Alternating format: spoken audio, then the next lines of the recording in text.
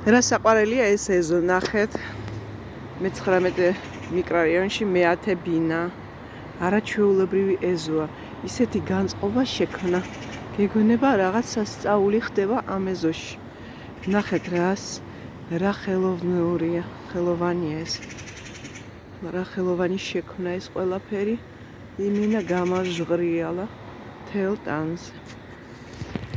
ჯვარიც არის ბოლნისის ჯვარი, არაჩვეულებრივი ღმერთო. ნუ მოკლედ საოცრება ხართ რუსთაველებო. მადლობა ამ ლამაზი ეზოსთვის და სიმბოლო ცეკვა მაგარი. ალბათ ანსამბლის მეპატრონია. ნუ მოკლედ განწყობა მაქვს არაჩვეულებრივი.